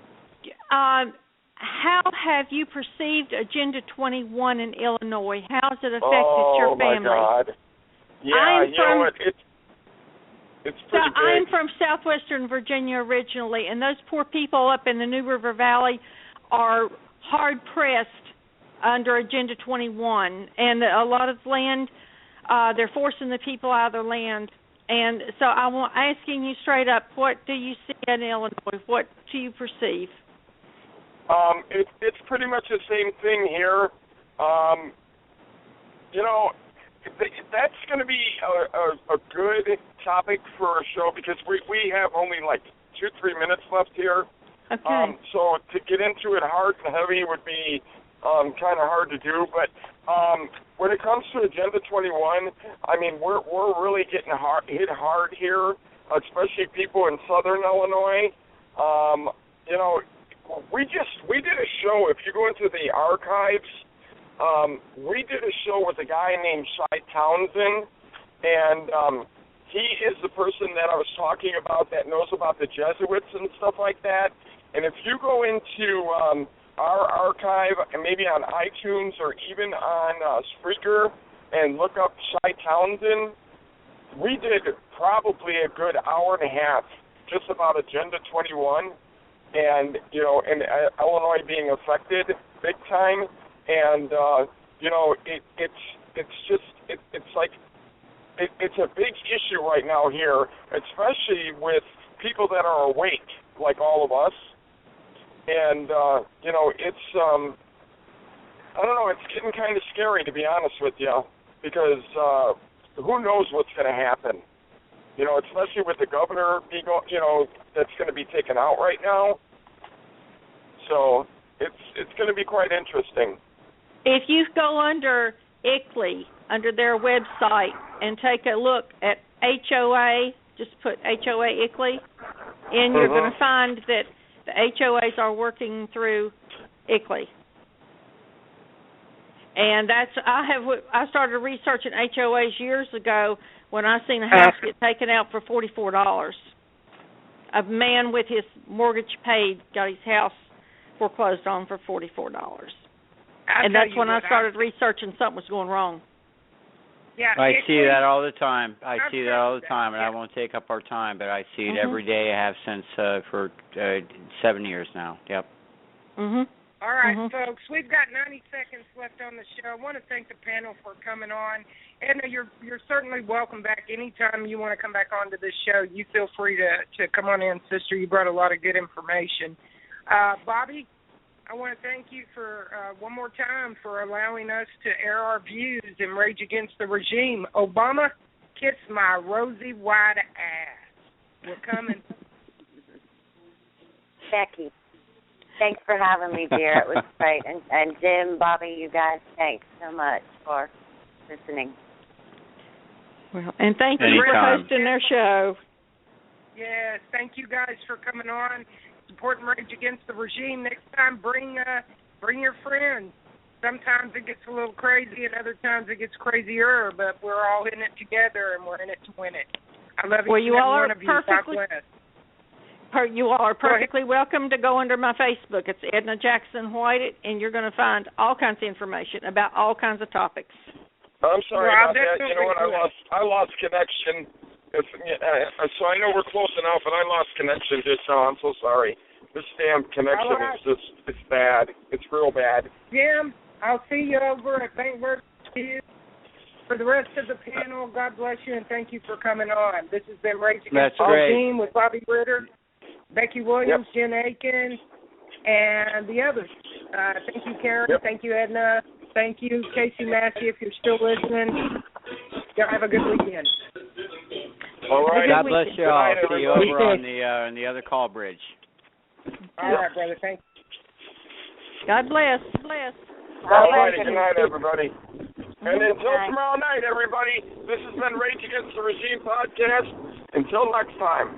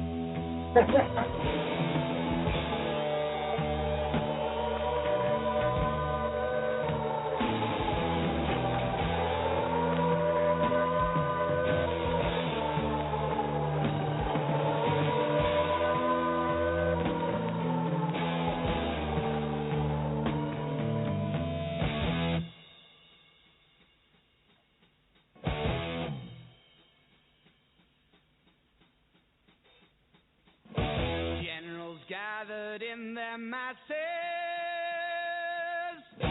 just like witches at black masses. Evil minds that plot destruction, sorcerer of death construction.